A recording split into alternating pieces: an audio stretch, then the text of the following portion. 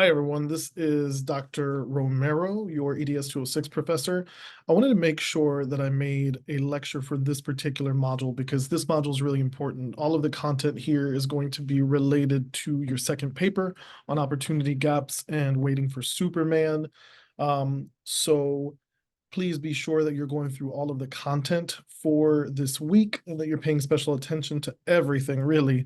And don't forget that you're going to have to rent Waiting for Superman and make sure that you're watching the entire film so that you're really, really prepared to engage in the requirements of that paper. So I wanted to share this PowerPoint with you all, and you can dig through this. I'm going to share the PDF copy of it with you as well. You can dig through it and look at the notes on your own, but I wanted to make a quick video just sort of explaining what opportunity gaps are. Before I even explain what opportunity gaps are, I want to frame this using the word achievement gap, because achievement gap is a buzzword. It's a term that we use in the world of education to sort of understand performance levels between students. And so in school, when you were in school, you probably heard teachers talk about the achievement gap or how students were achieving. And so some of the ways that we determine achievement gaps or learn to understand achievement gaps or how students are performing are through things like reading levels and math achievement on benchmark assessments and those kinds of things. And so this term achievement gap was coined in the 1960s, and it refers to the disparities in academic performance between groups of students. Oftentimes it's used to describe the academic performance between students of color and their white peers, and it focuses really heavily on achievement and performance. One of the things that this term doesn't do is it doesn't really place emphasis on any of the social dynamics that are playing a role in widening gaps that are happening in the lives of students, therefore impacting how they're showing up and performing in schools. Before I talk about opportunity gaps, there are many ways in which the achievement gap shows up. So we can see this through your grades, through students' grades, standardized test scores. We can see this through dropout rates and the data that we get through attendance rates and those kinds of things. And there are always conversations happening on how we close this achievement gap. Like, how do we do this? And so many scholars across the country have been thinking about this idea of below proficient performance needing to be reframed and not necessarily thought about through this deficit mindset rooted in achievement. And so Richard Milner is a professor and a scholar who argues that there needs to be a reframing on how we think about achievement gaps. And he asks, are gaps themselves actually caused because of student achievement? Or might there be another determinant to this? Are there other things that we should be considering as educators that are causing students to fall behind? And this is where we come to the idea of opportunity gaps. On your own, I do want you to reflect, because I think self-reflection is really important when we think about all of the things that are happening in the world of education. And so I have this pause and reflect for you. And again, you can do this on your own. But I ask students a lot of times in my in-person classes to take a moment to reflect on the opportunities that you maybe had personally or maybe didn't have. Think about your grades in elementary, middle, and high school. Think about your scores on standardized tests, so things like SATs and ACTs, and reflect on how well did you do on those tests? What factors played into you doing well or not so well? Think about whether you were taught by experienced certified teachers or not. Did those teachers know your native language or relate to you culturally? Did you feel comfortable? Or did you have a comfortable, safe place to study? Did you have access to tutoring, technology, reliable internet, outside help? Were your parents there in the evening to ensure you were studying? Were you able to take a test more than once to get a better score? Were you well rested, fed prior to taking these tests? Were there things that you were preoccupied with at home or in the community, like violence, illness, deportation, things of that nature? So you can sort of reflect on that on your own and see how it applies to some of the content for this week. So there are other arguments made on the achievement gap versus the opportunity gap, but I'm going to skip over here to the definitions that Milner gives us.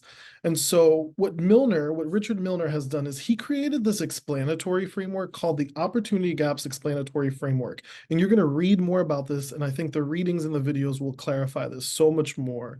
But he gives us a framework that unpacks 5 tenets that are meant to shed light on how educators can address and work on opportunity gaps. And the 5 tenets are these things. And I want to make sure that I'm clear that the tenets are the full statements and not just colorblindness, cultural conflicts, meritocracy myth. The tenets are the entire statements. So the first tenet is the rejection of colorblindness. The second tenet is the ability, willingness, and skill to understand, build on, and work through cultural conflicts. The third tenet is the ability and willingness to understand how the meritocracy myth operates. The fourth tenet is the ability, willingness to recognize, disrupt, and shift low expectations and deficit mindsets. And the fifth tenet is the willingness to encounter and rethink context-neutral mindsets and practices. So I further give you bullet points with each of these tenets unpacked. And I'm going to just touch on these very briefly because, again, you're able to read through all of these things and unpack them. And I'm happy to clarify any more questions. And in the recap video, I'm going to unpack these further. But the first one's rejection of colorblindness. And we're often taught as people to be colorblind and to not see color because it's the right thing to do, right? Treat everyone equally. And so what Milner tells us is that pretending that race and racism doesn't exist isn't actually helpful to addressing issues that impact the lives of everyone, whether they're white students or students of color. And so he says that when educators ignore race, they're rejecting the important dimensions of their students, which negatively impact their teaching and learning processes. And statements like, I don't see color, often reveals a really privileged position because it refuses to legitimize the racial identifications that are really important to people of color. And then I would add that it often ignores the historical context that the communities of color bring to a society, right? And to the experiences that we all have in living harmoniously in communities. The second one is navigating cultural conflicts. And he says, because many teachers and educational approaches are grounded in Eurocentric cultural perspectives, misunderstandings and conflicts are absolutely bound to happen between and among diverse groups of teachers, students, families, and communities. That's bound to happen. Cultural conflicts are bound to happen. With that, though, it's so important to not let our own fears stand in the way of addressing those issues. And it's equally important to be mindful and skilled at transcending and facilitating these kinds of inevitable cultural misunderstandings and conflicts. So cultural conflicts happen often, right? They can happen whether we're abroad, experiencing a new cultural experience that might be different. It's easy for us to engage in cultural conflicts even here at home when we try new things and they might feel a bit icky. So navigating those cultural conflicts in very culturally competent, sensitive ways are very important.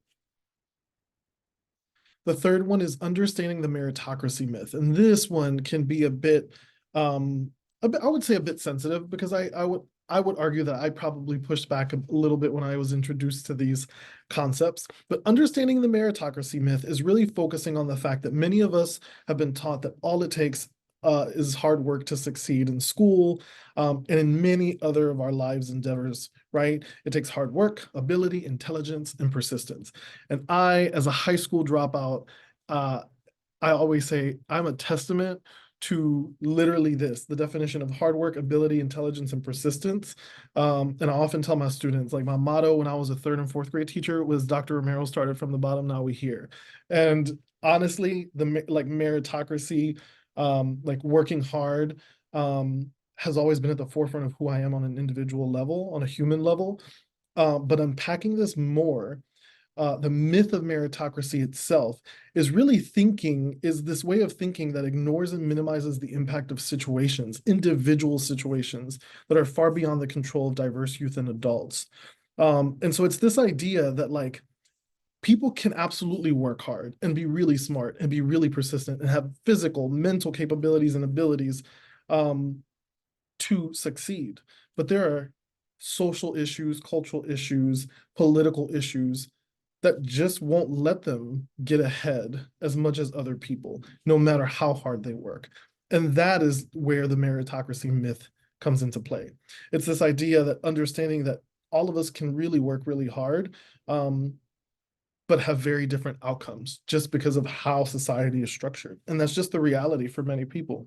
So it's important to learn about how meritocracy works and shift our thinking away from the belief that people deserve and have earned all of their successes and failures. Because many of us, and I would argue, including myself, I have earned successes that many of the privileges that I hold on a human level have gotten me further ahead than I probably should be. And that's a hard pill to swallow, but a very important thing to reflect on. But same thing with failures. As a queer brown man, I would argue that those identities, when we think about them from a privileged or an oppressed lens, there are many things that I probably could have done that I haven't been able to do in life as a result of those things, or those identities, or life circumstances, or whatever the case is. So understanding the meritocracy myth is really important. And I think when you watch Waiting for Superman, this will be really evident. And this is one of the tenets that students tend to write about a lot. The next one is rejecting deficit mindsets and low expectations. So one of the things that I always say is notice if you're in a pattern of having lower expectations for some kids than others. And I used to tell teachers this when I was a principal. Research often shows this is the case. And unfortunately, whether or not we do it consciously or not, a lot of these expectations, or having lower expectations, are often rooted in differences such as race, income level, language, gender, and other areas of difference. And so low expectations can become a self-fulfilling prophecy and too often proposition students to fail. So it's so important to push against that, reject that deficit mindset and low expectation way of thinking that we may have. And again, some of these things are so unconscious, right? So we just have to really work to undo those ways of thinking, or undo those ways of non-thinking that we don't even consider, right? And then it's important to practice focusing on and drawing out the assets, wisdom, and strengths that diverse young people bring to the table, rather than focusing on what you see as their deficits. And then finally, rejecting context-neutral thinking. So research shows that social contexts have a huge impact on human development and the opportunities or lack thereof available to young people and adults. And context-neutral mindsets block our ability to recognize and understand the realities impacting everyone involved within a school and community. So it's important that teachers commit to learning more about the lived experiences and realities of diverse young people, teachers, staff, parents, and family members, and changing policies, procedures, and practices as needed to reflect the assets and needs of your particular school and community context is very powerful. And whether or not you are an education major, this one is really important. And the easiest way that I think about it is going into a space with the mentality of, well, my way or the highway is the only way, is a super problematic way of thinking, because we all have very different lived experiences. And so we all are shaped by our experiences. And when we go back to thinking about the identity module, identity goes beyond race, gender, sexuality, and those things. Identity is also family and societal expectations. It's our lived experiences, trauma, all those things impact how we show up. And so when we come in with a context neutral way of thinking, right? Like, my context is the only way that I'm looking at this picture that I'm engaged in, or the situation that I'm engaged in, that could be a bit problematic, because it might make it difficult to build trust with students or colleagues or patients if you're going to be a teacher. So being able to reject that context neutral way of thinking is really important when we're doing this kind of work. And so I want y'all to think about, how do you do that as you are continuing to think about the kind of work that you want to do, whether you're going to be a teacher or not. All right. So I'm going to stop here. If you have any questions, feel free to email me. And I'm looking forward to reading your responses for this week. And I'm very excited to read your papers in a few weeks. I hope you all have a beautiful week. Take care.